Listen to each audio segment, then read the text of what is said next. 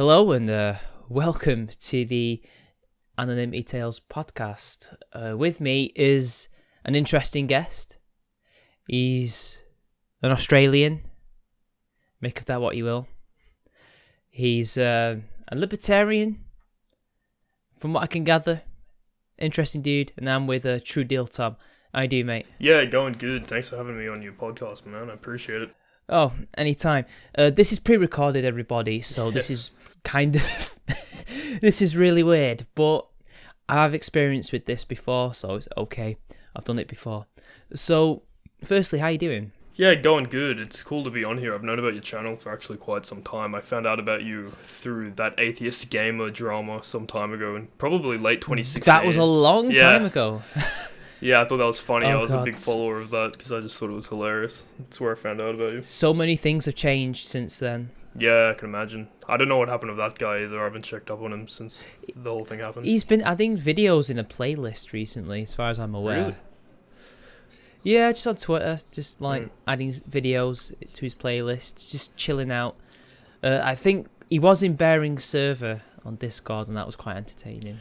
Yeah, I checked back on him a few months after all that stuff happened, and he changed his profile picture because he had that live stream with Bering where he said he was suicidal, and after that everybody kind of stopped being so hard on him and started giving him a break, and he changed his channel format with his... he started using a picture instead of having himself on camera with that fish tank in the background that he was famous for. The fish tank, the bad lighting, and the bad sound. Good times. That was fun. You know, he had a pretty decent mic, all things considered, as well. He could have just used that. Yeah. Well, I guess that's what he started doing later on. I honestly, after my video and those live streams, I just stopped noticing him. I think I just said what I needed to say. Yeah, well, the lol cow had been fully milked, so to speak. I even made a video on it, and I unlisted it now, I believe, because I didn't really like what I had to say. I just I'm not even on that channel anymore. Yeah. But I remember hearing about you. Well, actually, no, I saw one of your videos constantly being recommended. But I think it was the Steve Shives one. Oh, the death of Steve Shives. Your big Steve Shives one. That's the one. Yeah. I saw that one being recommended, and then I only watched it recently actually because I there were so many videos, and then I remember hearing your name in Ros Lee's video about the whole trout and tea thing. Really? I was in his video on it. I didn't know that. He just mentioned you. He said that you're pretty good with philosophy and stuff, and that's what they needed to talk about or something. I think. I would be interested to see that video. Yeah, he doesn't say anything bad. I think he just mentions you in that context. I think. Yeah, still. It's pretty interesting. Yeah. So, yeah, that video on Steve Shives, the death of Steve Shives, that was like the 5th video that I made, and back then when I first started making videos, I was really trying to get myself into the skeptic community, kind of like what the atheist gamer was doing almost. And then I realized that this is not what I'm doing. I'm not really that interested in this. I'm more interested in what I'm reading about and stuff like that. So I changed the direction of my channel, which happened when I made my video on cultural relativism, because it was something I'd read about quite a while before I made that video, and I thought this was a good excuse to talk about it, and people liked it, and that's where my channel kind of started going more in the direction that it is today. Yeah. But yeah, what were you going to say, sorry? I was going to say, just do your own thing. Communities are overrated to some extent. Yeah. I kind of have my own community now that are separate from the skeptic community, and also separate from a lot of other people. Yeah. I've always been separate because you've seen my videos. I don't even think it's really a thing. So, and I'm wary of things like that. But what about you? Are you wary of communities and things like that? Are you more of a loner type? Yeah, well, I'm more of a loner type. I have my own inner circle that I speak to, but none of them actually produce content. They're just people who have maybe a blog or an Instagram, or people that have found me through my Discord, or I found them through another Discord, and we have personal conversations in the DMs, whether that be on Discord or on Instagram or so forth, and that's fun. But in terms of other channels that I see eye to eye on and collab with, that's not really something I do, although I have done collabs. Those people I usually disagree with on a whole plethora of issues. Like I did one with that guy T, and I don't know the extent to which we disagree on things. I know he's an ANCAP, but I don't know how true that is of him in today's world, given his last few videos. And you know, in terms of that sense of community, like the skeptics usually see eye to eye on almost everything on a political compass that's center-left, roughly speaking, and they create videos that are pretty interchangeable in criticizing social justice. I'm not really in a community in that sense. So, like, you're a libertarian, right? And he's an ANCAP. Yeah, I mean, an anarcho-capitalist is still a libertarian. It's just a specific niche of libertarianism. It's the very extreme niche, right? Yeah. Or is there even more extremes than them? Well, There must be, right? Yeah, I was an anarcho-capitalist at one point in my life, but I am no longer one. I was an anarcho-capitalist. What made you some time ago. change? Well, I haven't actually been interested in politics for very long. I was originally a Bernie Sanders supporter in the 2016 election when that began, really early on in 2015 when all the candidates had been announced and so forth. I liked him at some point as well. Yeah. I mean, to some extent, I still kind of like him. I wouldn't vote for him now because of some things he said, but, you know, I think he's better than Hillary. Well, was. Yeah, I think he was as well. I would say he was better than Hillary in terms of Bernie Sanders as a person, what his actual policies are, because I think the immigration issue is a really big issue for me, and I think Bernie Sanders' policies on that originally were far better than Hillary's were, and I think he had to compromise because of the DNC and so forth, or just the Democratic... He said it was a Koch brothers thing, didn't he? Do you remember that? Yeah, I do remember that, and I think that's probably true. But what happened was I got red-pilled on libertarianism, which I guess you could call some sort of red pill. People like Adam Kokesh and this whole taxation is theft movement. It was kind of the lingering, dying embers of the Ron Paul movement in 2012. 2015 and 2016 was when that really kind of got laid to rest, and the remaining libertarians either circled into this niche online group that exists today, which has maybe max 10,000 people there, or they became the alt-right, or just disappeared completely. And yeah, so I found that niche just while it was kind of peaking or coming down off its peak from 2012 and onwards. And yeah, I became an anarcho-capitalist through learning about the non-aggression principle. And I suppose my transition away from anarcho-capitalism was simply my transition away from the NAP, from reading counter-arguments to it, and also reading the philosophy of someone who goes by the name of Kurt Doolittle, who is a philosopher from America that is based in the Ukraine and has an institute named the Propertarian Institute, which is also the name of his ideology that he has coined. And propertarianism is kind of expands upon this non-aggression principle, which is called Rothbardian libertarianism, because the non-aggression principle was something put forward by an economist / philosopher, I suppose, named Murray Rothbard. And he expands upon this and he incorporates culture, social norms, tradition, and a whole plethora of other aspects of society into the libertarian philosophy. And of course, a lot of these things require a monopoly on violence or a state, a agent of final decision making in order to bring them to fruition. So for those reasons, I kind of, to be brief, I transitioned away from anarcho-capitalism. I also have plenty of criticisms of it, and I'm definitely more of a traditional thinker and not as much of a purely cerebral one like a lot of the ANCAPs are. But yeah, sorry. I probably stopped being an ANCAP around 2016 at some point. So, around the time you made that Steve Shives video, so what I wanted to ask was, why do you think libertarianism actually hasn't done well in elections? I mean, it's never really been a thing here in either of like the two main parties, you know, left-wing libertarianism or right-wing libertarianism. It's never really taken off.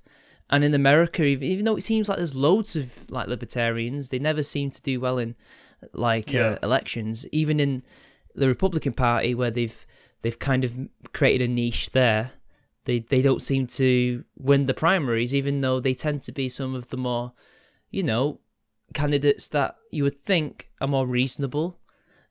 And you just think, you know, if you were left wing, you'd see more in common with them than if it was some kind of evangelist, you know. But apparently the evangelists seem to do better. I don't know why that is. What would you say that is? Yeah, that's the same observation that I have here in Australia. Libertarianism isn't a thing. If you ask people what a libertarian was, no one would know. Even people that are fairly interested in politics, but are exclusively interested in Australian politics, might not know what libertarianism is.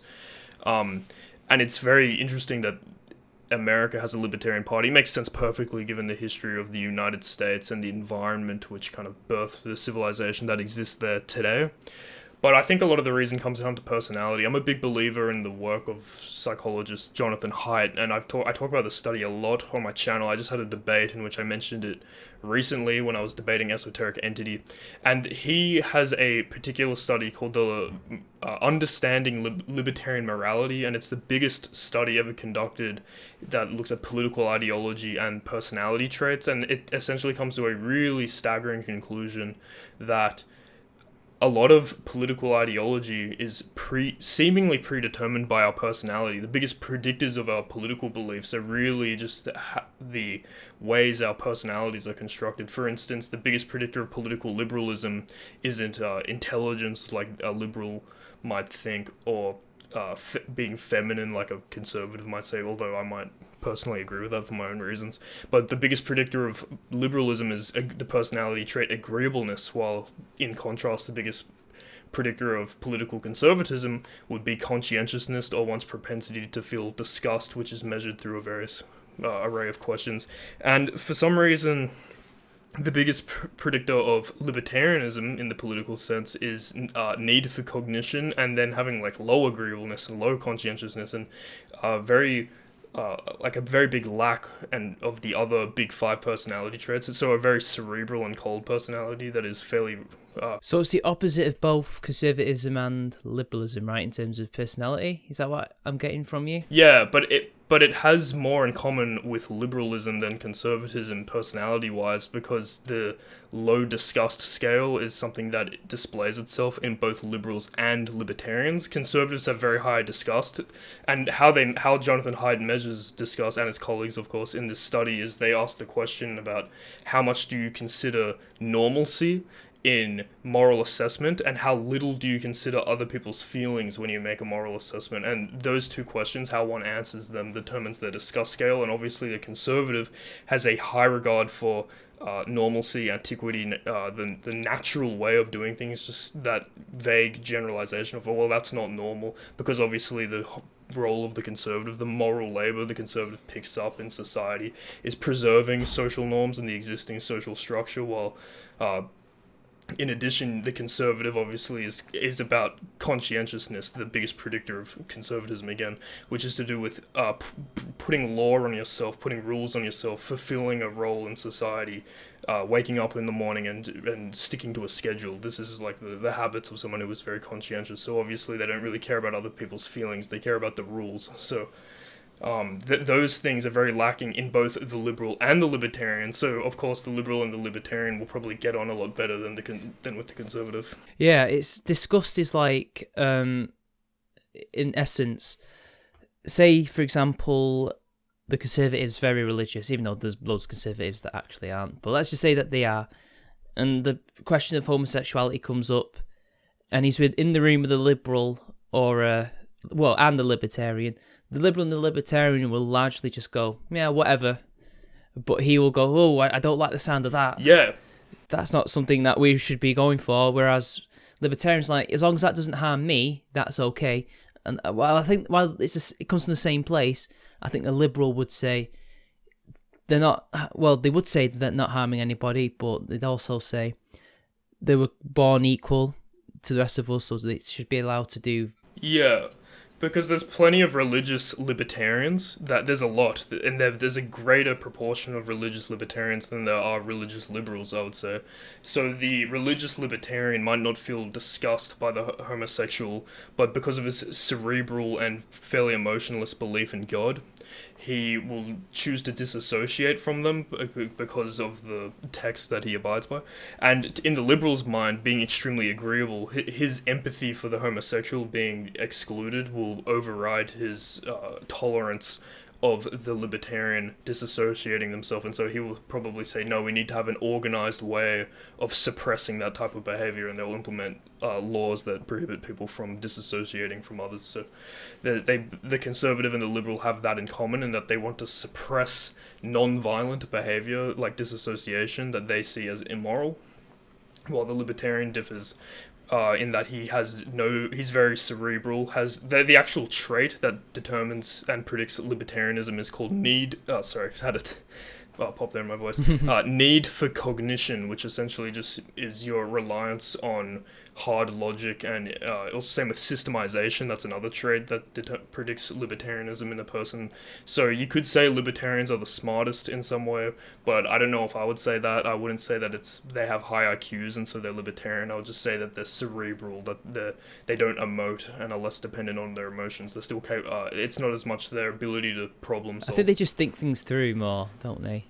So to get back to your question, the reason why I think libertarianism doesn't do well in America or any country is because I think it is innate to most of the human condition to want to suppress immoral behavior that may not necessarily be violent. I think this cerebral type are particularly rare, and whether it's liberalism or conservatism, there has to be some behaviors that most people want to see stamped out, whether that be non-traditional alternative lifestyles, or whether that be people who want to dissociate from those same things, like what the liberal wants to do with the conservative. So that's why I don't think they do well. I just don't think libertarianism reflects the deeper human psyche. I think it reflects quite a large outlier. So it doesn't reflect the average, it reflects more of an exception, would you say? Yeah, that's what I would say.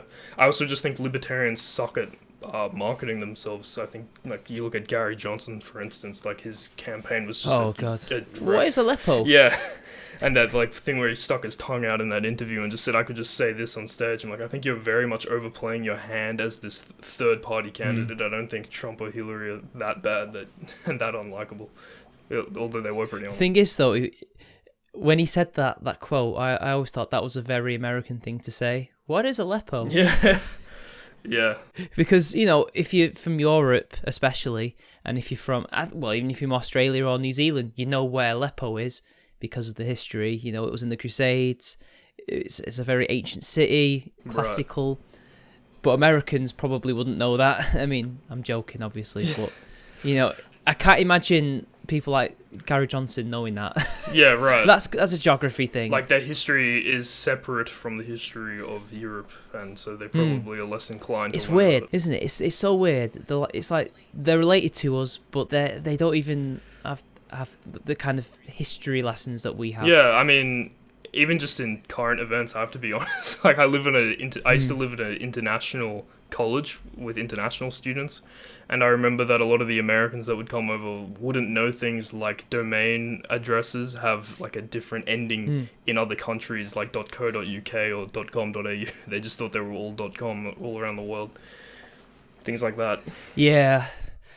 What's funny? Like, you would think, right, that it was the more right-wing Americans that are more America is the world, but it's pretty much universal. The SJWs are very much the same. They're just like, how dare you do this? How dare you think that? Even though it's perfectly fine to think that in another part of the world, or to do something in another part of the world. It's like, this is the UK, we do things differently here. Yeah. Or this is Australia. And I definitely think when it comes to the SJWs that they take the first world nature of America for granted, and they don't or consider state building processes or civilization building processes, such as the institutions that lower time preferences and these such things in other countries. They kind of just take the civility of the modern man that we see walking around on two hind legs today for granted. They really do, and then they have the cheek to say that they're repressed. But then again, I think that's a Noel Plum. He said, I think that's his quote-unquote law. It's kind of a tongue-in-cheek way of saying it, but he said that the more people complain about a society, the better the society actually is. Yeah, I mean, it seems that way. Although it's not always the case, but if it's a first world country and they complain a lot, that means that we're doing something right, because it's more likely to be fair. And they're just complaining about something that isn't actually that bad. Yeah, right. Yeah, I get that. That seems to make sense. So, like, what would you say you're more of? Because you do tackle a lot of subjects, but the two main ones, from what I've seen, are philosophy and economics. So, are you more into economics? Are you more into philosophy?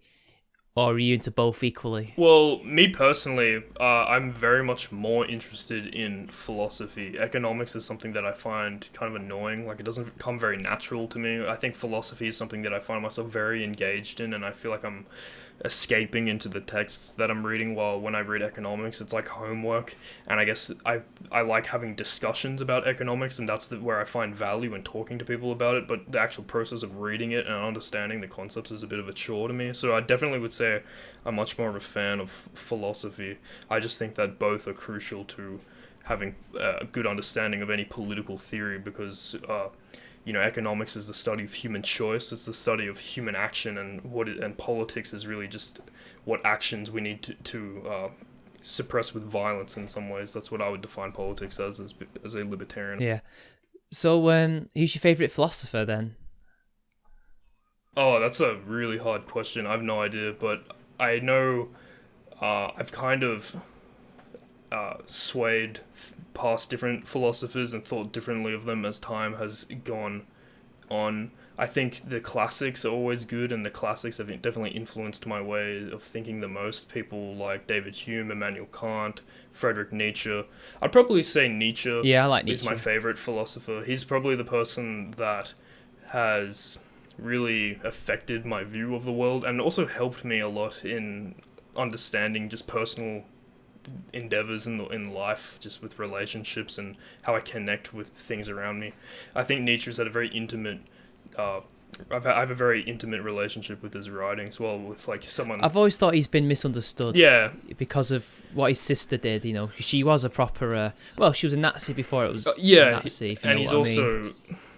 Looked at as the fedora tipper of the philosophers, and I don't think that's fair. I don't think he is. No. That's just more of someone who's not very familiar with him, and they think it's also something like a religious person would interpret his work as, because obviously he's an atheist and he doesn't believe there's anything transcendent to him, and a lot of the times a religious person will think that's synonymous with saying there's no value in this world or there's no truth in this world, while instead he just thinks a lot of those concepts come internally instead of externally. And I don't think it's fair to label him as a nihilist in the really aggressive, active sense, like there is no truth or value, like an egoist, like Stirner would say. But I think that it's definitely true that his rejection of the transcendent good and the transcendent value, like I'd probably say that's more of a fair categorization of Nietzsche. Do you think he's just depressed? Yeah. He's like sad. Yeah, I definitely think that nihilism as a phenomena, as something that strikes people and creeps up on people, is something that some people just aren't affected by, and it's probably the more agreeable people in the world, the people that can just go through life and not feel affected by the cold grasp of nihilism. It's definitely something that affects me, and that's why I love reading people who use Nietzsche's framework, and other like people like Julius Evola, who uses his Nietzsche's framework and ties it under a religious understanding of the world, which I find very interesting, even though I'm not religious, but nonetheless. I always thought he was allegorical and metaphorical in a lot of things he said, like the Übermensch. That's a metaphorical / allegorical thing to me. I don't think he literally means that we need to go out there and make a Superman or a woman. He literally means that I always thought it was more of a improve yourself kind of thing. Like, this is what humanity could become. Right. Rather than this is what a particular race could be. No, I always thought he meant everybody, like... Yeah, this is a common thing. They'll, coin a word to describe the superior person. Like, the before-mentioned Julius Evola will talk about the traditional man, and Nietzsche talks about the Übermensch, and I could probably think of other examples if I wanted to, where they just coin a term to represent the good in how it manifests in a person. I often wondered, has he been mistranslated, like Übermensch? That probably means something completely different in German than it does in English. Yeah, I've no idea. I'm trying to learn German amateurly, but I'm not fluent at all. Because Mensch, it just means man, which could mean human, It could just mean superhuman. Yeah, I would like to hear someone who's has expertise on this talk about that, because that is... And does Uber have a different connotation to the word super? I don't know, because it is quite a complicated language, even though it's also quite simple. They can create their own compound words out of the blue. Right. I've always thought that was brilliant. I don't know about you. Yeah. I'm trying to learn German because a lot of the original texts of a lot of my favorite authors are written in that language. So especially economics. Yeah, you know, for a country that's the way they are, they've created some good stuff. What can I say? Yeah, but and also, to be fair, a lot of, especially in economics and mathematics, a lot of the intellectual works of the 1800s came from Austria. They had almost a monopoly on intellectual progress. I mean, that might be an overstatement, but nonetheless, people like Eugen von Bombovic, if you're interested. Considering what country they were a part of back then. Yeah, it's pretty interesting, I think. I mean, yeah, I love a lot of the old Vienna authors. Obviously, Ludwig von Mises is a big libertarian author from old Vienna who I have my disagreement. Oh, is he Austrian? Yeah. I thought he was like American with a German name or No, something. no, he was Austrian. He's kind of seen as the father of Austrian economics. There were people before him, like Menger and Eugen von Bombovic, who I just mentioned, but they might be seen as more classical economists, and it's only in hindsight that they get lumped in with the Austrian school. But yeah, Mises is often seen as the father of the Austrian tradition, and, you know, being from Austria, that's how it gets its name. So, like, what made you want to become a YouTuber? Like, what made you choose this kind of autism as opposed to another kind of autism? Yeah. Well, I got into politics and I liked reading books, and I was already interested in philosophy, but most of the subject matter for philosophy that I was interested in, I had a very good outlet to speak about it. I used to be very religious, actually, so a lot of my interest in philosophy was inspired by that, and I used to read a lot about apologetics. And I eventually deconverted. But then when I got interested in politics, I didn't have like a community of people to discuss these ideas with. No one really seemed to be interested, so I was just retaining a lot of knowledge in my own head. So I just thought I would, I'd started watching these YouTubers, maybe like in late 2015, early 2016, and then got red pilled, and I just thought, you know what, I need an outlet to talk about these ideas. I have no one in my personal life to discuss these things with, so I'll just create a YouTube channel. I was going to create a blog or something, but I just thought that has nowhere near as big of a reach as a YouTube channel, and if there's any chance of me being successful at this, which isn't something that I had as my priority at the time, I wasn't thinking anyone was going to watch anything that I put up, or I was going to ever get past like a few hundred subs, and I was never really going to progress past using iMovie and my MacBook microphone that was inbuilt into the computer at the time.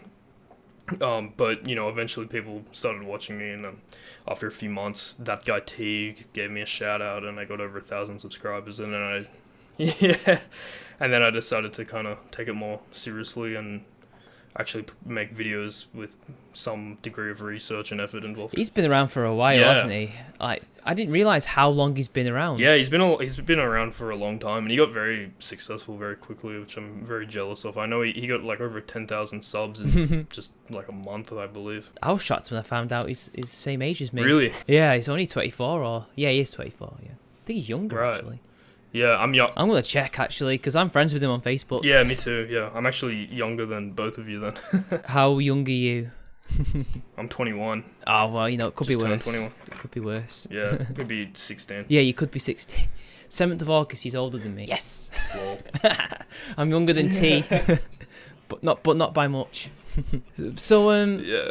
So YouTube was really an outlet for the autism in your head, right? Essentially. Yeah, essentially. Well, same thing, really. I didn't want it to impede on the people who because I found that it impeded on the people in my life. Like, people didn't want to hear about it, and whenever I started talking about it, I could see their eyes glaze over. So, hey Tom, just pass the zombie, please. We don't want to talk about politics. Yeah, I mean, I was never so autistic about it that people have told me to shut up. Yeah. I just saw it affecting my relationships with people, and they're like, "You're so interested in this all of a sudden," and I don't know. I was like, "Yeah, I don't want to be annoying, so I'll just find another way to talk about it." So, who influenced you initially in the YouTube sphere? Like when you were like watching stuff and thought I could do that. Oh, well, firstly, I just started watching people like Sargon and the anti-SJW stuff, which I used to find really fascinating. And then people like Adam Kokesh at first, somebody who I have substantial disagreements with now.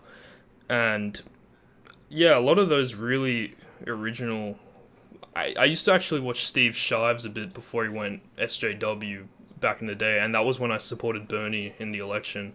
I found his channel through being interested in apologetics, And when I had just recently deconverted, and I saw a video he had uploaded called... You deconverted? You used to be religious? No, I deconverted, and when I was looking for reassurance from no longer being a Christian on YouTube, and I was reading various things, I stumbled across his channel. And I actually had a back and forth with him over Facebook Messenger once, which was pretty interesting, like a very long time ago, in 2014 or something, before he went all social justice warrior, and he just used to make videos about religion, and he was like a moderate liberal. It's interesting that. I didn't know you were religious. Yeah, I still want to be a minister. I was extremely dedicated to Protestant Christianity. Protestant. I was going to ask you then. So is that like Anglican? Yeah. Are the Anglicans There in are, Australia? but it's very non-denominational because we're so secular. Usually, if you're religious, you just go to your local Protestant church, unless you're Catholic, and whatever the church is called is whatever your denomination. Are the churches like related to the stuff the criminals would start? If you know what I mean. I'm not too sure. A lot of them seem fairly new around where I live, at least. And my church wasn't that old that I went to, so It's just that the reason why it would be non-denominational is because not many clergymen initially arrived there, right. and if they were there, they were criminals. Yeah, my church was Anglican though, but I'm just saying that that didn't really mean a lot. Like, it still was a sin to divorce your wife, which is atypical of Anglican religion. So yeah, they tend not to really care. I think they'd be sad about it over here, but they're not going to stop you from doing it. yeah, so my church prohibited that. They said it was a sin, and that also to remarry or to marry someone that had already been divorced, that was also looked at as a sin, which was also atypical. I never got that because marriage is still marriage, right? Yeah, I guess it's that idea of if you spit out the sacred fruit, that's the metaphor often used. It's you can't. That is the sin in and of itself, spitting it out, and you're kind of stained with that forever. Yeah, yeah, and it's that idea of the. It is very much Ugandan knuckles, isn't it? Yeah, I never got into that meme. I did. Yeah, quite a bit. Yeah, a lot of people did. It didn't pick up on my Discord much. I remember when I first came across it, I was playing some like Rising Storm 2. Oh, they have Aussies in that now because it's set in the Vietnam yeah, War. right. Well, I wasn't playing the Aussie map. I was playing the American map. And next thing I know, I'm hearing, "Do you know the way?" by this like really autistic African American guy, and I was like, "What are you guys doing?" Because they're like, and it didn't translate well on the game at all. And then I later found out it was a meme, and then I was like, I like this. I haven't even seen the original video that it's from. Is it from like an Egoraptor video or something? No, it was a guy called. Wait, was he called Egoraptor? No, he was called something else. He was just some reviewer, and then it ended up being. No, wait. Basically, this reviewer reviewed the latest Sonic game that's really shit. And for about 2 seconds, he shows like Knuckles the way they show him in the meme, and he goes, "Oh no!" And then that became a skin in the VR chat, and then it became the Ugandan Knuckles meme essentially, because then people started to, for some reason, quote just Ugandan movies. Although one quote, "Why are you running?" is not actually Ugandan; it's a Nigerian film. Right. That's where it comes. Yeah, because I used to be big into meme culture back when I was much younger. You sound like you still are. No, yeah, I am, but I took a break for a few years. But in 2007, that kind of era, I used to go on 4chan a lot, and I used to watch Egoraptor, who was a animator at the time, who used to have this series called the Awesome Series.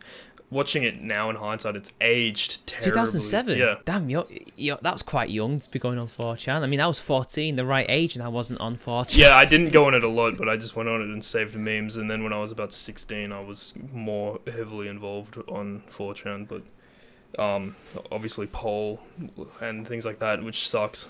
I don't really go on it anymore. But yeah, I remember Egoraptor and when I saw the Ugandan Knuckles, I was like, that looks like an Egoraptor animation. Is he still making? Is Paul like mostly Lapis still, or is it now legitimate? Yeah, it's like 90% legitimate Nat socks, and every thread that isn't Nat sock, like Libertarian general threads even, get overrun by Nat socks just saying that Paul belongs to the Nat socks and all that. That's a shame, that, because it used to be mostly Lapis who were just poking fun at everything. And now it seems like they have legit took over. The lunatics are now running the asylum, and the poor old fags are like, the fuck is going on? Yeah, it's kind of funny because there's all these people who LARP as poleax. They LARP as people who go on pole, like people in the skeptic community with the whole Kekistani things, and they talk about pole as this magical place where everyone just takes the shit out of this, takes the piss out of mainstream establishment politics. It's like, have you been on pole? It's 90% Nazis that are legit full blown serious, and it's pretty funny. I was always amused by lefty pole, that's now a thing. Yeah, it's so weird. It's a strange place. I'm so glad it's a thing because they needed something like that. Yeah. Just for the entertainment. I don't agree with them because they're all a bunch of communists, but you know. Yeah, and they like do doxing campaigns and stuff, but also they all do it, don't they? Yeah, like the quality of discussion on poll is also just really bad. Like even if they have a good thread that isn't derailed by some Natsoc group coming into it, the discussions are just not good at all, and a lot of it's just people posting the same pictures over and over again. Do they have their own like cancer that's killing poll meme, or is that just the thing unique to be? I've always wondered. I don't think so. I'm not the most avid user of poll these days. I haven't been on it for quite some time, but yeah, I don't know. So when did you get into Vaporwave? I noticed you loved the aesthetic. Well, I don't really listen to a lot of Vaporwave in my own personal time, in my own music library, and nonetheless, but I watched Simpsons Wave because I'm a big fan of The Simpsons, and I just thought that was classic. So one time I just was fucking around on Adobe After Effects just after I first installed it, and in my video called Why Are Colleges So Left Wing, where I kind of look at the development of cultural Marxism quite briefly as the evolution of the ideas underlying that doctrine. In that video, in the beginning, I was bored, so I just put in this introduction where it says truediltom and has this really amateur shit Simpson wave with Suicide Boys, which is like a kind of SoundCloud trap group that just rap about how depressed they are and stuff, playing over the top of it. And then it ended up getting a copyright, not a strike, but the music was claimed by someone, so they got demonetized, or at least it's monetized by Suicide Boys or whatever. But I don't really care because I make jack shit from monetization anyway. Yeah, I discovered it through the music. I think I heard Macintosh. Oh yeah. Thingy, whatever she's called. The album. Oh well, the song 420, whatever the Japanese characters are, just a bunch of fucking letters. Yeah. And was really fascinated by why it's slowed down but sounds so good. Yeah. And then just carried on from there, and then I saw all the artwork and thought, I like this. It's sort of 80s, but then it also goes into the 90s, and then there's also the memes. I assume you must love the whole steamed hams meme. Steamed clams. That's what we're having. Steamed clams. That's a classic episode. I love that. Yeah, I'm a massive Simpsons fan. I've watched every episode up to probably season 13 or season 14, which is where it obviously... Did you like the film? I've always wondered. No, not really. No. I liked it when it came out, but then I watched it a second time with my dad and my sister after it was in the cinema, and then I didn't laugh as much. I don't know why that is. The thing about new Simpsons is they're not that bad. Everyone talks about them like they're just complete cancer. And if the Simpsons came out today as the quality that it is in the newest seasons, it wouldn't be that bad of a show. It probably wouldn't last very long, max a few seasons. But the reason why they just looked so down upon the newer episodes is just because of how good the old ones were, and like how that's just some of the greatest shows in television history, and you can't really compete with them. So, you know, personally, when a new episode of The Simpsons comes on, I'm still very curious to watch it. But, yeah, so the movie and other newer episodes of The Simpsons, they're not terrible. They just don't compete with the old episodes. I actually think I prefer Futurama. I don't know about you. Oh, really? I think it's good. I think everything off when they tried to reboot it a few times was garbage, and I think the Futurama movies are pretty bad. But I like a lot of the episodes from the first few seasons. I just think it's infinitely more memeable, and I think it's got a lot of quotes you can use, more so than The Simpsons even, and I think it's influenced quite a lot of the modern sci-fi cartoons that we see today, like Rick and Morty, things like that. You know, we think that's all original, but really Futurama was probably one of the first cartoons to do that in many ways. Right, yeah. Parodying all the tropes and things like that, and sometimes even a fish out of water type thing, with Fry. I mean, Morty's very much a fish out of water character. Yeah, and kind of having this, like as you said, a fish out of water character to explore this completely boundless creative universe, because it is not restricted to the reality that we live in, because it's 1,000 years in the future, and that was always fun as well, seeing all the planets they'd go to. They didn't really have that element in The Simpsons, Technically, it's 982 years in the future, something like that. Yeah, right. Yeah. So you sound like you've watched a lot of Rick and Morty, though. So I mean, I try not to admit to that, but I watched, before it was a meme, I watched like the first 2 seasons of it. I haven't watched the third season, and I probably won't, because it got memed so hard that I don't want to be caught watching it.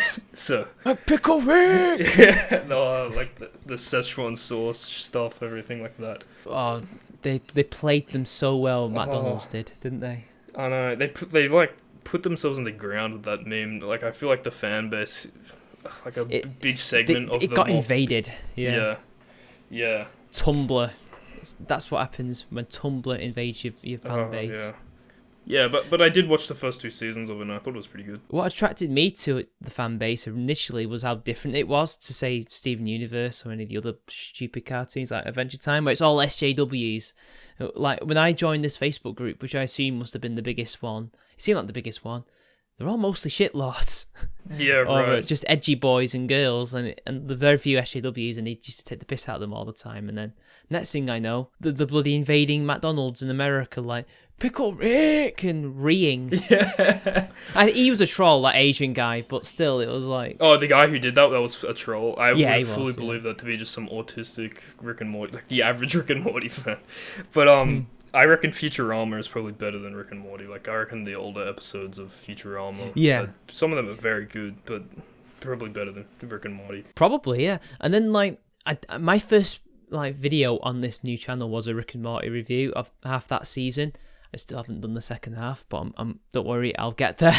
I'll get there. Right. I mean, it takes some ages to get a new season out anyway, so I've got plenty of time. But then, like, I got a lot of hate for that. Oh, really?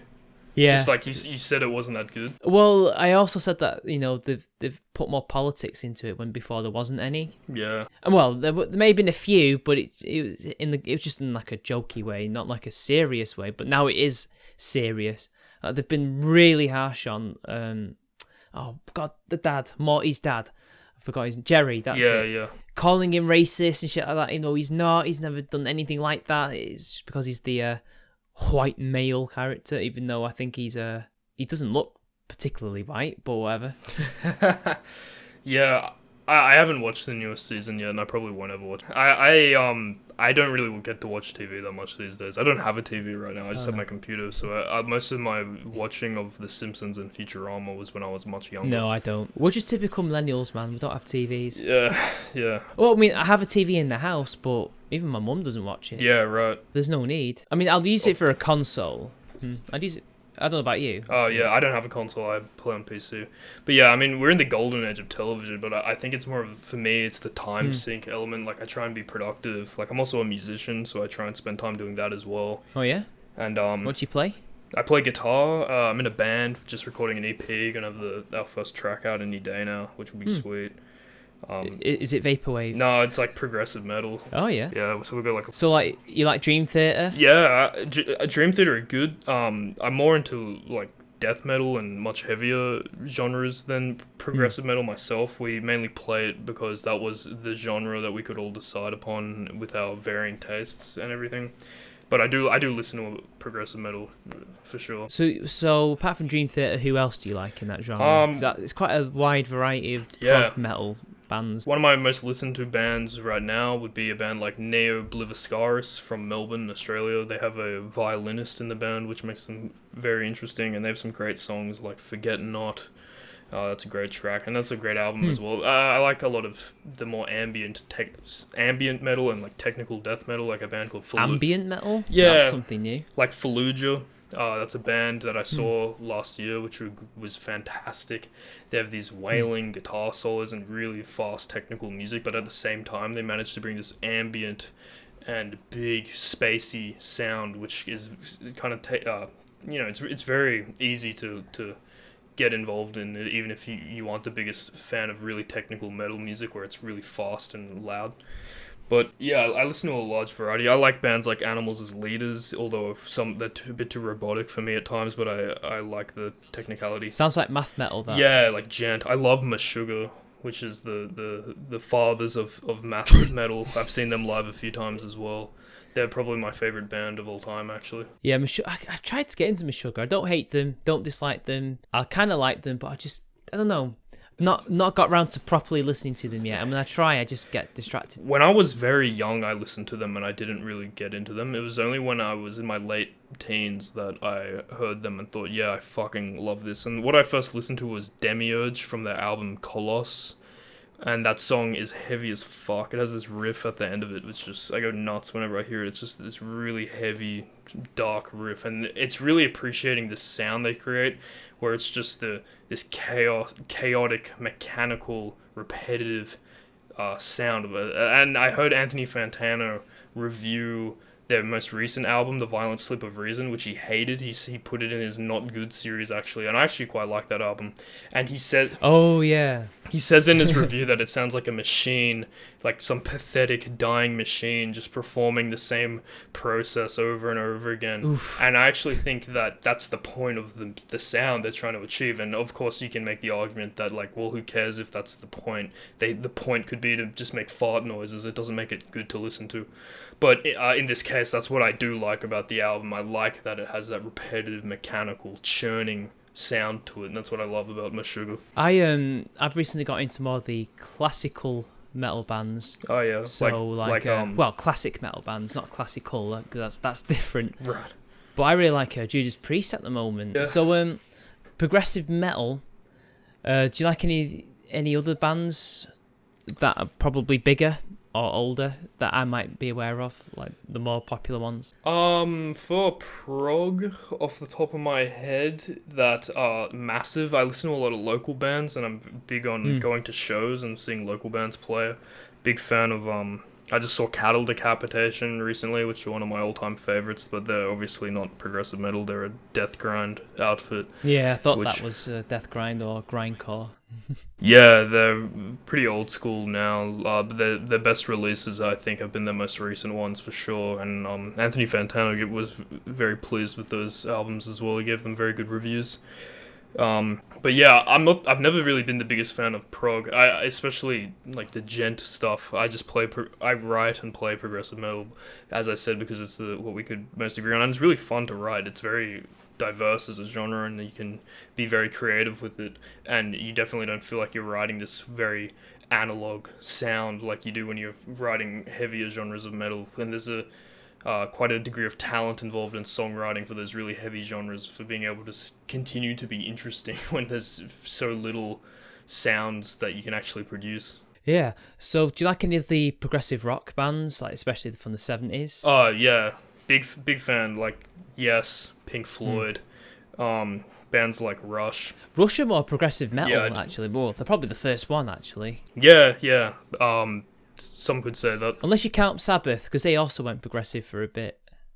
I mean, they practically invented every metal subgenre. Right, yeah. Apart from death metal and black metal, that is. Yeah, I do like Black Sabbath. I grew up on them. Yeah, I do like a lot of those older rock bands as well. Do you like Metallica or Megadeth, any of the thrash stuff? Yeah, I do. I've seen Metallica live. Really? I jealous. when I was very young, I used to love them. Like back when I was in primary school. I think that anything they released in the 80s is just great. It's just, even today, it's aged well. It's still just great music to listen to. Obviously, they have a period of really shitty albums. I'd say Load's probably aged better than people anticipated. Really? Not Reload, but Load. Load, yeah. It's still not their best album, far from, I would say. Well, the worst is Saint Anger, even though I think it was a necessary album to make for their, well-being and everything. Well, they never really came back from it. I mean, the All Nightmare Long. Oh, sorry, Death Magnetic, that's what it was called. That was the single from it was called All Nightmare Long. I think Death Magnetic was still a pretty shocking album. It wasn't as bad as Saint Anger. The newest one's good. Yeah, they've recovered, but still, it's nothing like their old stuff, obviously. I think they would have recovered quicker had they released an album after that a little bit quicker, and that wasn't Lulu. You know, I Am the Table. Lulu was pretty. That's crazy as well. That's a pretty shit album. I'm just glad that James didn't write that lyric. It was all Lou Reed. Yeah, but there's also, I mean, when you think about it, Saint Anger came out in like early 2000s, like very long time ago now. Yeah. So and the next album came out like 6 years later, and it was Death Magnetic, and it sucked. But then like Megadeth, they keep releasing material, and they've been an embarrassment recently. Yeah, I've heard. I've never been a Megadeth fan, but I've seen the fan base react to their releases. Yeah, there's like this unnecessary rivalry between the fan bases when really they're not really that similar. The bands, even though Mustaine used to be a member of Metallica, I actually think they're kind of different. Yeah, in many ways, from what I've seen.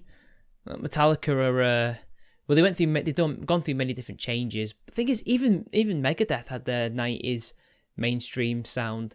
You know, Trompe Le Monde. Yeah, right. That's their load. Yeah, but seems to be highly rated for some reason. Even though I like that song and the album sounds okay, but there's no real difference. Yeah, I also, at least with that era. There's also like Municipal Waste and those kind of bands which are more. Oh, I've heard of them. Yeah, they have this kind of very thrashy feel to them. I quite like them a lot as well.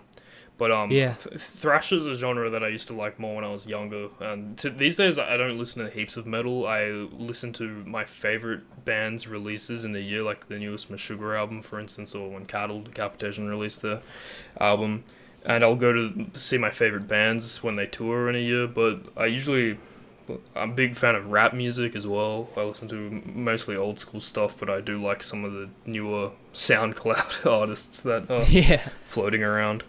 But yeah, I don't know. Gucci Gang, Gucci Gang, Gucci Gang. Actually, he isn't that bad. Sorry, what? Apparently, he's a really good producer. Really? You know? Oh, did he like produce that song as well? Oh, interesting. Yeah, he's produced a lot of his own stuff and other people's. So he's not that stupid. He has some musical talent if he's creating music for people. So he's got something there. Interesting. And Antifan Tano's defending Lil Pump. What is he? Lil Pump. That's it. Yeah. I get confused with all the new Lils. Like I know Lil Wayne and Lil Jon and all that, but the new ones Lil are Peep's the a one bit that more died, confusing. and there's now Lil Pump's Gucci Gang. Yeah. That was an accidental death as well. He didn't intend to kill himself, as far as I know. He just OD'd, didn't he? Yeah, he OD'd. He might have done what that Dankula did recently at his speech. He was feeling some toothache, so he took some painkillers and then realised, oh shit, I took 2 before, and so he was tripping balls. Right. Yeah. Yeah. That's probably what happened. You take something and you totally forget, and then you take another pill or drug that you think you've not taken before, and then next thing you know, you die in your sleep. Jesus, yeah. I can imagine. Or you're tripping out and having a good time. But, it's a fine line. But do you like any of the classic metal bands other than Metallica, like Judas Priest or Iron Maiden? Iron Maiden I'm a big fan of, especially when I was growing up. They were like one of my first segues beyond rock music into the world of heavy metal. When I was very young, like 8 years old, 9 years old. The first song I remember ever listening to them was The Trooper, and I just thought it was the heaviest shit ever. But Number of the Beast, that's still one of the best albums ever released in music history. I love that album a lot. Razorfist doesn't like it. Well, he doesn't like it. He thinks it's well overrated, and really? I don't see it. I don't get that. Yeah, I don't think it's my favourite of theirs. I think I like Power Slave more. Oh, really? I think it's probably my favourite. I mean, it's got some of my favourite songs on there, don't get me wrong, Run to the Hills and Number of the Beast, Hallowed Be Thy Name, things like that, like great album. Even like Children of the Damned, that's like a cool song, I reckon that's very underrated. I don't mind their newer stuff. He doesn't like it because it's too proggy. Yeah, I've never listened to the Iron Maiden's newer releases. Like the stuff they've released now, I haven't actually given it a try yet. They fall into the chorus repeat trap, when they keep repeating the chorus again and again and again. Like, they need to stop doing that. But other than that, I like some of the sounds they make. And, Dickinson still sounds good, considering he had cancer. Yeah. In his throat? I don't know. Yeah, he had it in a place where it's quite bad for a singer, but he's come back stronger than ever. Yeah, but Iron Maiden, I'm a big fan. With those old school bands, for like metal, I really like Death, obviously, if you're talking about the old school death metal bands. Possession, bands like that. Yeah, I do like the older stuff. I don't listen to it that much anymore, but when I was growing up, I used to love it. So, have you heard any Judas Priest albums? out of interest? No, I've never really gone through Judas Priest. Yeah, I used to hate them. Because it didn't sound like the metal that I used to listen to. Like I think I listened to. Well, yeah, I did listen to British Steel first. However, I would never like suggest that is the album you should start with first because it's not actually that heavy. This is something I actually agree with Razorfist on. I don't think it's overrated. I think it has a good reputation for a reason because a lot of the songs are really strong, but it isn't that heavy. It really isn't. And I guess that's why it did so well. Oh yeah. I would start with some of the late 70s stuff, so I'd go with an album called Stained Class. You like that? That's the one where they got in trouble in the 90s. With the two teenagers. Yeah, I do know of that album, but I haven't. It's not that bad. In fact, you know what? The song that they claimed had the oh my god, had the subliminal messages in. That's a positive song. The rest of the album's brutal. Right. I mean, brutal for the 70s. Like it's really depressing.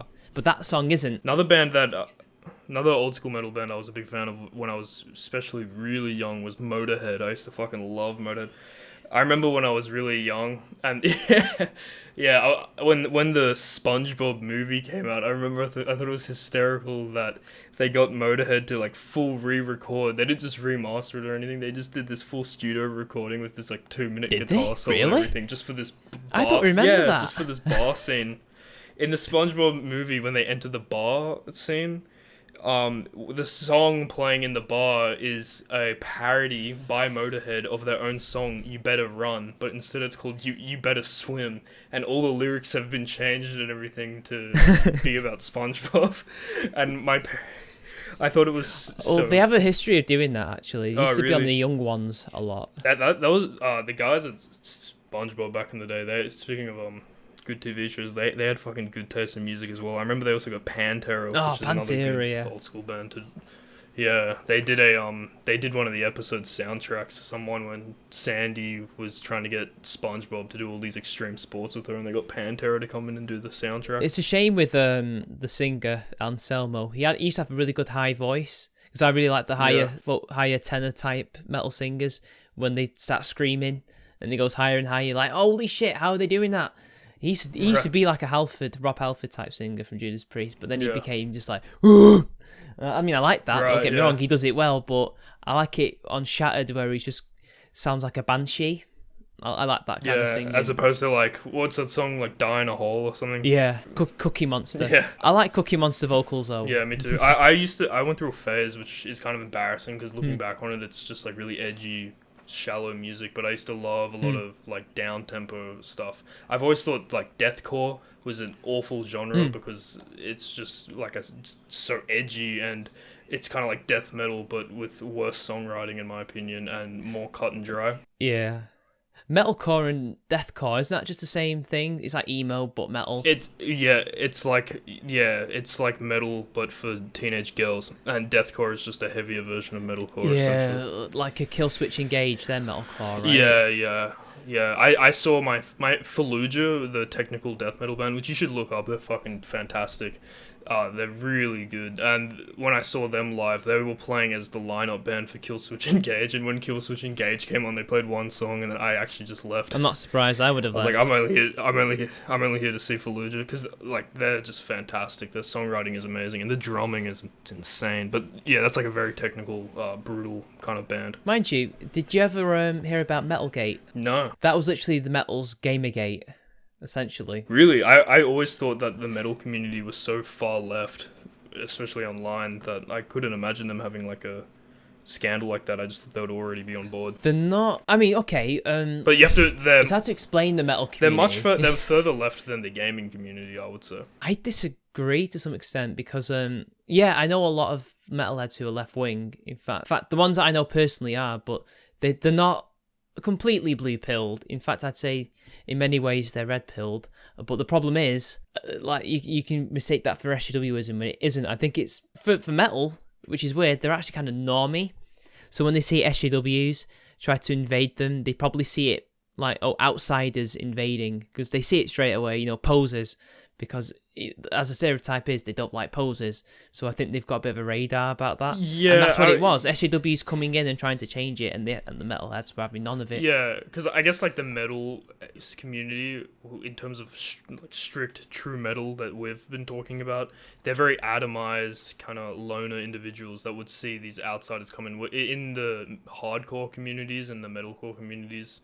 These people go to like metal festivals with all their friends and take pills and stuff when they're there, and those types I would argue are much more left wing. I actually made a video on the hardcore music scene and left wing politics, which was pretty good, I thought, some time ago, when it kind of dived into looking at hardcore bands and the left-wing history to them. But yeah, in terms of metal, I don't think it's as present. I think you're right, but I think they're just libertarian in a way, but like in the loosest sense of the word. Right. Like they're very atomized and antisocial. Yeah. Well, the thing is, they're actually very accepting in a weird way. I've been to a lot of metal clubs, and they're nothing but friendly, and yeah, as long as they see you having fun and not ironically, unless it's a ironic song, that is, they'll accept it. I think they accept me because like if you fall over in the pit, I think they accept me especially because even though I don't dress like them, it's pretty clear that I love it as much as they do, and I think they appreciate that than me attempting to look exactly like them while not really being as into it. Because I'm not as into it as say a proper metalhead, because I'm not a metalhead, but I'm into the music. And I think they'd appreciate that more than some metalcore cunt with taking pills out of metal. Why? You don't take pills with metal. No, at metal you don't. No one really gets fucked up. It's at like metalcore shows though they do, because in Australia we don't have big metal festivals like Wacken or any of that stuff. We just have all of our heavy music festivals are dominated by the metalcore bands. So the only ones I've been to have had those ones, and they all have these teenagers with emo haircuts and spacings in their ears at the same time, and they're trying to like invade into the metal world with the emo scene 2008 look that has been irrelevant in every other corner of the world for a long time, and it's fucking annoying. And they're all into drugs, besides like the true hardcore shit where everybody's straight edge. To be fair, you have to be pretty messed up on drugs to listen to that crap. I'm not gonna lie. Yeah, metalcore fucking sucks. It's the worst genre ever. It's so bad. Like, especially all those bands like Bullet for My Valentine and shit. Like, that's awful. I hated them so much. Yeah. Sheepshaggers as well. Did you ever laugh at Crunkcore? Crunkcore, yeah. Was that Lil Wayne trying to play guitar? What was it like? No, like Broken Side was a group I remember where they would... I remember hearing about them, yeah. They would mix crunk stuff, like that 30H3 group from back in the day that made that collab with Katy Perry and everything, and they would mix that style of music, like really corny EDM for young girls, with screamo vocals, and it was just a mess. Yeah, I've heard that. It was cringe as fuck. Blood on the Dance Floor, right? Yeah, they're an example, I think. Yeah, really bad. I just don't know how that works. Yeah, who the fuck listens to that? They were going to have a tour in Australia, I remember a few years ago, and they had to cancel it because ticket sales were so shit. Wow. The teenage fans have grown up and they're like, I can't believe I used to listen to that. Not going there. Oh my god. But like I remember oh god, Metalgate, it just didn't last long. It was just the SJWs failed utterly as far as I know. I mean, there's been a few rumblings here and there, but on the whole, I think the metal community is still the same as it's always been and always will be.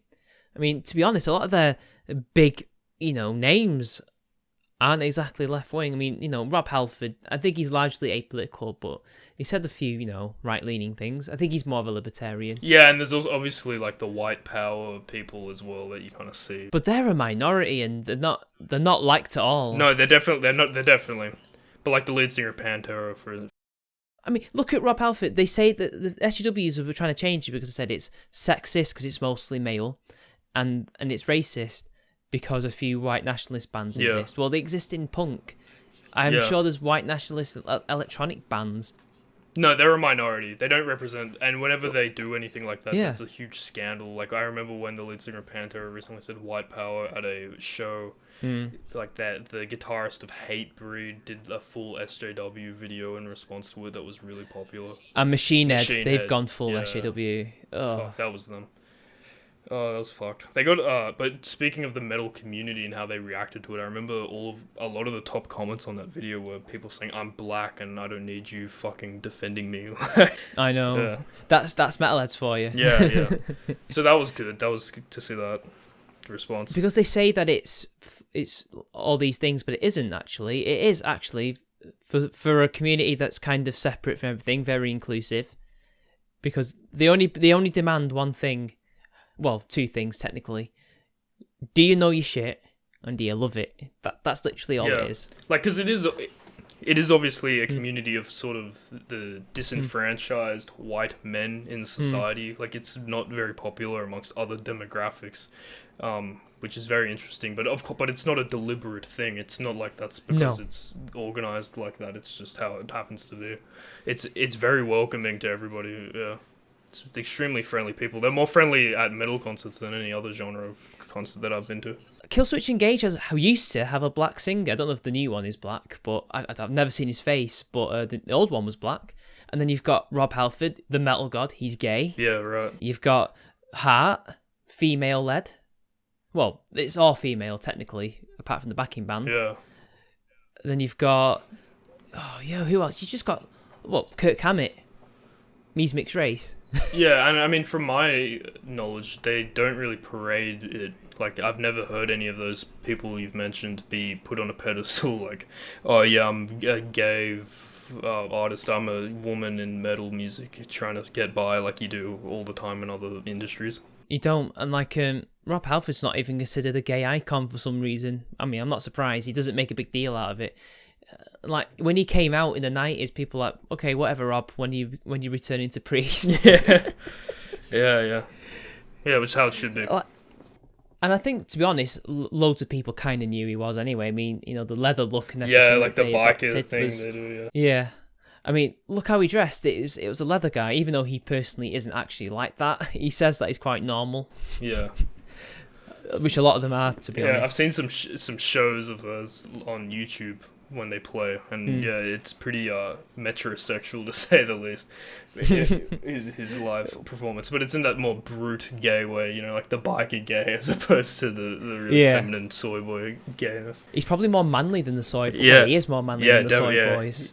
Yeah, he's like a like a Pulp Fiction gay, so to speak. And he talks like this, you know. Oh, yeah, I'm from Birmingham, mate. No, well, so have the cornflakes, a cup of tea, and I'm on stage screaming me tits out. That's an actual quote he said on a documentary. Yeah. Actually, a lot of the old metal bands are from the Midlands. Yeah. I mean, England has a fucking great reputation for metal. The Americans fucking suck at it, in my opinion. Like, they have good thrash stuff, but they invented thrash. Yeah, to be honest. Yeah. But like, metalcore is an invention of America in many ways. Most of the big headlining bands are from America with that genre. Yeah. And they don't do prog well at all. Like with prog, you get gent, which is a subgenre of metalcore. So yeah, they like to water it down a lot. Tell you what, the Continentals have it down when it comes to extreme metal, though. Oh, like grind and stuff. Yeah, like Wormrot from Singapore. That's like one of my favorite grind bands. They're from Singapore? Yeah. Fucking love them. I think my mate who's in a grind band has seen them or played with them. Really? Yeah, he's in a band called Gorehead. Oh, really? Yeah, that's hectic. That's sweet. They're actually really catchy for a grindcore band, but they're not entirely grind. Yeah, they're a bit of a fusion band, and apparently in the new band is it an EP or album they're recording? They said that they've put in some dubstep elements just for a laugh. Oh, really? That's interesting. I know a lot of bands have been like they're not grind, they're hardcore, but Code Orange, they had a great album recently. Their last release was fantastic, and they had this really eerie electronic vibe in it, which was really cool. That was one of my favorite releases ever, and I definitely recommend anyone to listen to it. But I don't know what he meant by that. I don't know if he meant they're just going to play a beat, like a dubstep beat, on the drums, which is pretty easy. Or have like a sample overlaid over the grind stuff. Yeah, but then again, they've got a really good drummer, so there's no need for that. He can just do it. The bass player is good. He's got a very heavy tone, but then the music itself is quite melodic for that kind of music. Right. Even though my mate, who's the singer, doesn't sing in a melodic way, he can. And I think that's because Metallica's his favourite band in the whole wide world. So he has that melodic thing, because they're quite melodic. Do you listen to like Nails or any of the like they're obviously one of the bigger grind bands these days? I'm not really into grind. They're the only one that I really listen to be honest. Nails, yeah. So, I mean, my mate's band. Oh, right. Yeah, I mean, I'm sure I'd love all the other stuff as well if I got into it. Yeah, Nails, Abandon All Life. That's the album I listen to at the gym. It's just so fucking aggro. I get so hyped. Have you gone to see Bearing live yet? No, no. Is he does his music? Does he do that live? I think he does play live, or he used to in a band. That'd be cool. I don't really like his outro, to be honest. Sorry, Bearing. I love you. Really? I think it's cool. I like his music. I'd listen to it. Better days. Give me better days. That's him singing on that. Yeah, I know. Doing the backing vocals. I quite like it. I think it's cool. I don't know. Maybe because I've heard it so many times. Yeah. I'd pay to see him live, or I'd pay for his music as well. I probably could. Don't mind his acoustic stuff, though. He's got a very nice voice. He's very sweet when he plays his guitar. It's very cute in a way. It's kind of like a royalty-free ukulele. Oof. Nah, I'm joking. Yeah. Don't kill me, Patrick. Yeah. Like, actually, you know what? Sugar Tits isn't a bad singer either. Really, I haven't heard her sing. It's a sweet voice. Right. Similar to Patrick, I guess, in many ways. But girly, yeah, I guess. Interesting. Anyway, we've been going for a while now. Yeah. I should probably wrap up soon. It's getting fucking late. You need to go to sleep. Yeah. Early start tomorrow. Yeah. Anyway, it was nice talking to you, Diltom. Yeah, man. Thanks for having me on. It was good. I like talking about some chill subjects. It's like fucking Futurama and metal. Yeah, that's the aim of the game with this. So do you look like a metalhead? I'm just wondering though. Do you have the long hair or do you have short hair? No, I don't. I have the fash haircut, and I'm a big fitness fan. So you're a good boy. good guy with this haircut. Oh boy, V. Yeah. No, I don't. It'd be funny if you were Jewish. I try not to look like one. I try to look like upstanding and not like a fucking long-haired homeless person. But then you get Jewish people who don't look like that. They just look white. Like he's one of the Trump cabinet who's Jewish. I forgot his name. Begins with G. He used to be in the army. He doesn't look like the stereotype. Yeah. Mind you, a lot of Jews don't like. Have you heard of Skeptor? Yeah. I'm not trying to be racist or anything, guys, but he looks like he's from the Middle East. Oh, does he? Yeah, right. I've never seen what he looks like. He's actually subscribed to me. He's good. I don't know what he looks like. He just looks like he's from Syria because that's where his family's from. Right. Interesting. Cool. Well, part of it, yeah. He told me about it. It was like Syria, Turkey, Yemen, all over the place. Jesus. Yeah, he looks it as well. Yeah, I'll check out his Although channel. he's greying a bit now because he's an older man. He's an older boy. Yeah, right. But anyway, take care, everybody.